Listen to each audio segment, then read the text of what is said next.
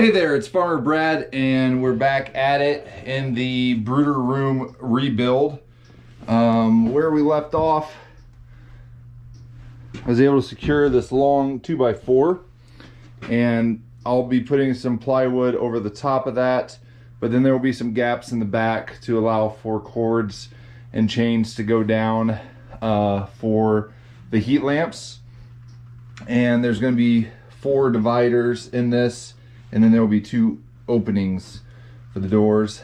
Now I'm going to have to run an outlet here and then possibly move that one over to there so that the heat lamps can be close to it.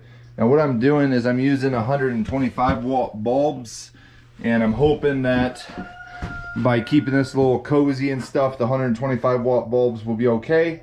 And then I'll also be dividing the chicks into smaller groups, so I don't want to cause a fire hazard, and I don't want to overdo the circuit. So that's why I'm doing 125 watt bulbs.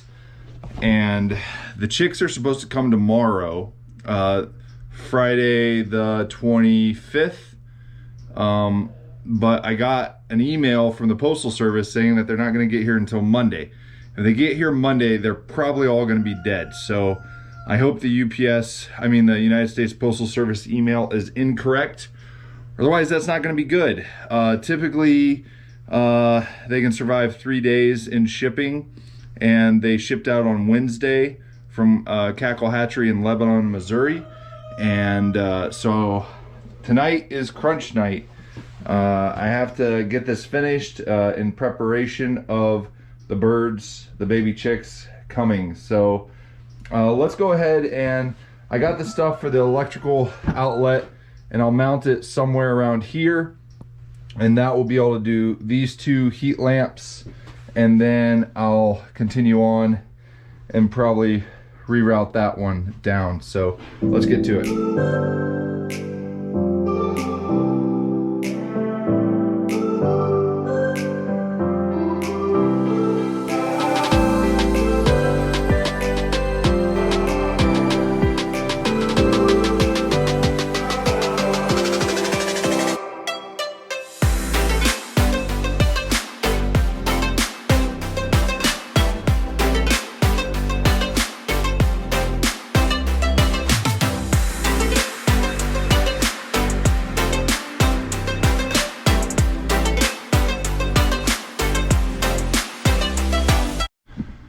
Okay, so I've plugged this light into an extension cord. I've shut the switch off so that this is dead. I'm going to take this off and get a sense for what my options are here. If possible, I'd like to remove this and just use that as the junction box in order to tie these 2 wires into there. And then from this box, I would run another wire over and down. So the power is shut off. I'm going to, oh, that's a flathead.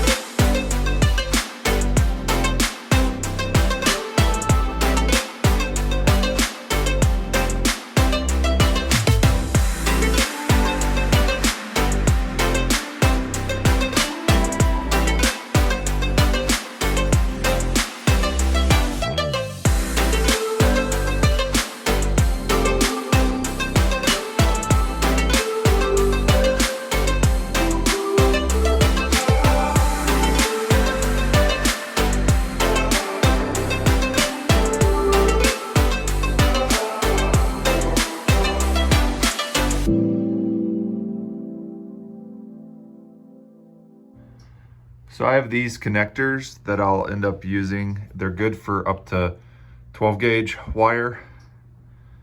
And this should make a good connection in a compact space. So this will help tie these together and they just sort of snap on. I'm daisy chaining these just so it's easier to access. Okay, so I have this all hooked up. White's there, ground is there, black is there, and then I have these just so it's easier to get to. Now I need to wire up this outlet. So I have the wires spliced and I'm going to put it on this. Now these have the holes in the back. I would not use that. I would just fasten them to the screws because they're going to be using heat lamps, and that is a small contact point to make the connection. So get this wired up. So the white on the silver, and what you want to do is make sure that it curves the same way, so as you tighten it, it will pull that wire in. So I have this hooked up, white to the silver and gold, black to the gold, and then the green is the ground. Now I'm going to just put electrical tape around this just because I'm going in a metal box and there could be a lot of dust and stuff, and I want to minimize any chance of there being some contact in between the box and the terminals. I'm going to add this cover on there.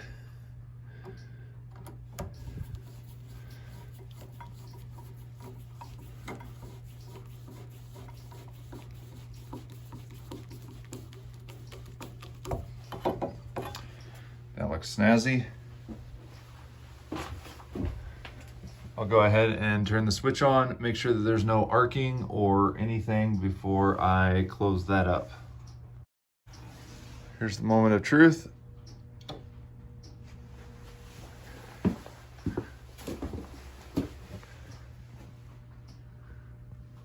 don't see any smoking, any arcing. Looks good. Okay, that light is good. That outlet is good, so that will be at least 2 of them. And I don't have a new box, but the plan is to go from this over to there and then down to there eventually. So the next thing I need to do is clean out all the electrical stuff and then start building this. I'll start building the top part. I'll also add a support in the middle to make that secure and sort of pull that out, because as you can see, it kind of is bowed a little bit. So that's the next step. So this piece, I measured the distance there, and then I'll wedge this board in here in order to pull that out and get it more even and secure. So I have this middle piece in there, and it looks like one of those fence pickets will work perfect there. I'm going to see if I have another fence picket, and then that'll leave enough gap behind there that then I can hang a chain for the heated heat lamps. So this one had been cut, so this one is longer, so I'm going to cut it here so that the dog ears are symmetrical and at the ends. This is going to work great. All I need to do now is screw those in, and that top section will be good. It's really sturdy. Then the next step will be building the doors. To avoid splitting, I'm using this set bit.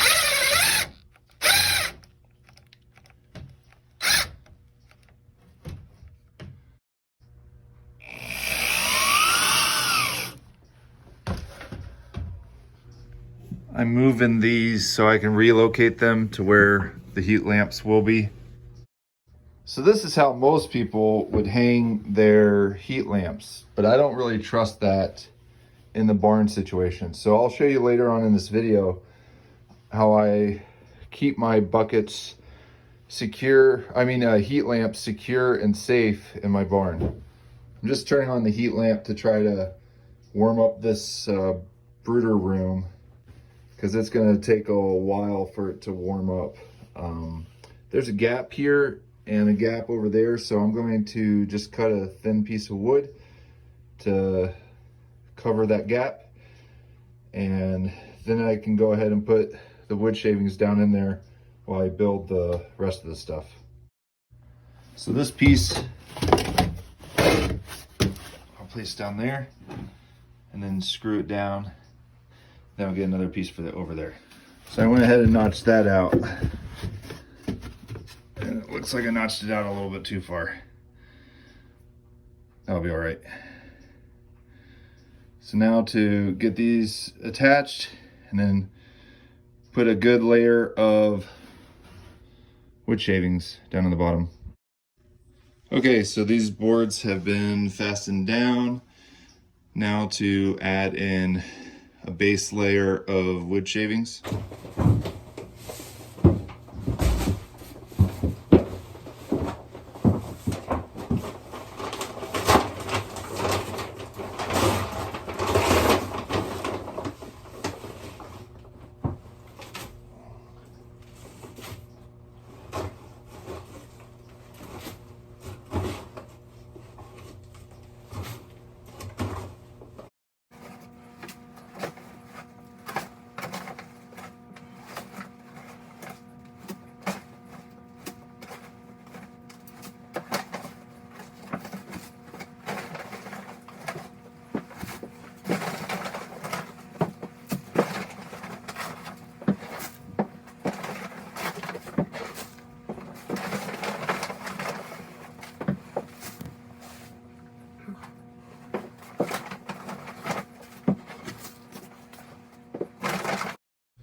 Okay, so I have these boards cut for this first door. Then I have to cut the pieces in between and then a middle support one. So I got these pieces cut and now I need to attach them. So on here, I put a pilot hole to help keep it from splitting and made sure that this part was flush onto there and that the edge of that was in contact. And then I did the same thing down here. And I'll figure out the hinges later, but this whole thing might end up sliding down too. So now to finish the other side. So I'm gonna put a hinge 12 inches from the edge, and then this 2x2 will sit on the top of that and then we'll flip up. So let's see if it works. Okay, I got these two hinges in place. Now to attach this. Okay, I have one screw in each hinge. And let's see what it is getting hung up on.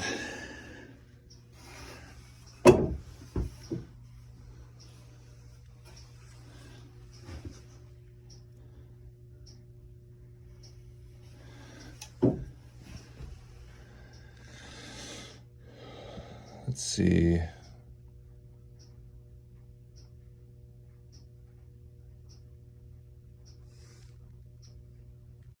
Okay, so I went ahead and notched off the corner of that, and now this will come up to there, which I think is reasonable. And I'll probably move this up so it lands right on there. Let's get the rest of the screws in the hinges.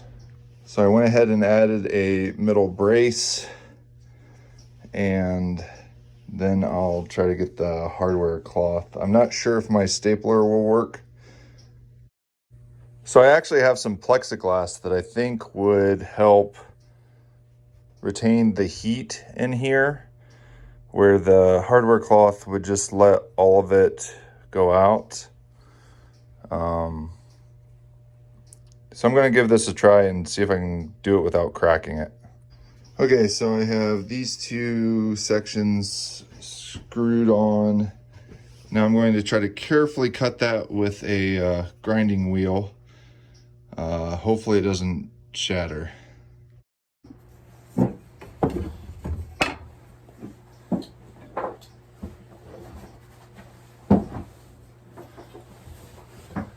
I'm using this diamond plated rotary blade.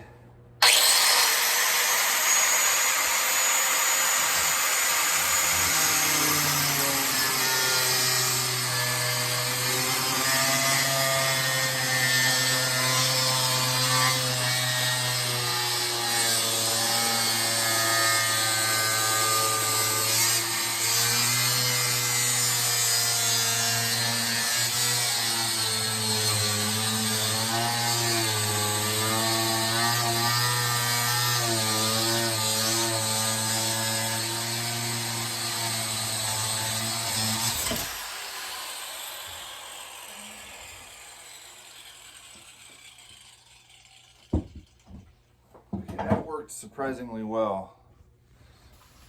So it kind of just melted it.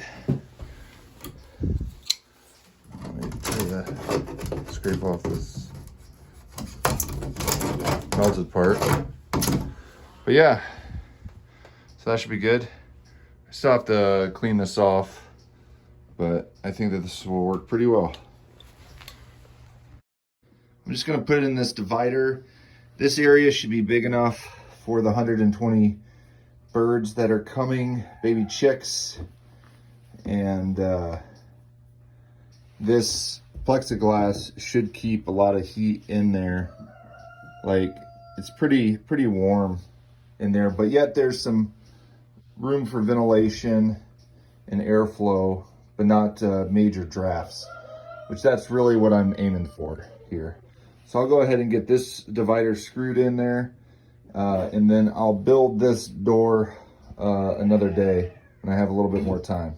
I'm gonna drill a pilot hole up on the stud so I can put that eye bolt down in there. I have that one eye bolt in place, so now I'll go ahead and use the chain and hang a protected heat lamp.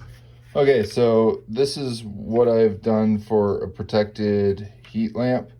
I use a 2-gallon bucket, and then I put hardware cloth at the bottom, and I end up slitting the metal thing so that it would fit into this size bucket. Let me show you. Here I'm taking my knife very carefully and just cutting the edge of this metal shield so that the circumference of the shield ends up being smaller to be able to fit in the 2-gallon bucket. If you have a 3.5-gallon bucket, this should work fine without cutting it. Okay, so now I have slits on both sides, then I'll shape it to fit in the bucket. So now this fits in there and it looks like that.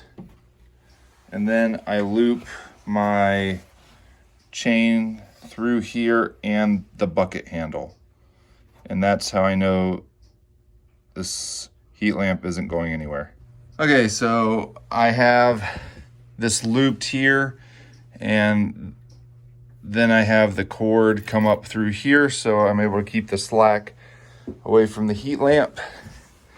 And then there's the heat lamp, and I'm going to try to have it hug this side so that in the future, when I have a divider here, the heat lamps will be in the same spot, close, and then they'll be able to go elsewhere to self-regulate. Okay, this is a 3.5-gallon bucket, and I'll show you how it looks with the heat lamp. So on the 3.5-gallon bucket, this handle does not go all the way up to here, so I've had to clamp it onto the side of the bucket handle there. Make sure that it's centered and that it's all the way down on the hardware cloth. And then I have the chain wrapped around here. And I'm gonna go get the laser thermometer to check how the current temperatures are. Well, this is what I got built so far. I think it's good enough for the baby chicks coming tomorrow.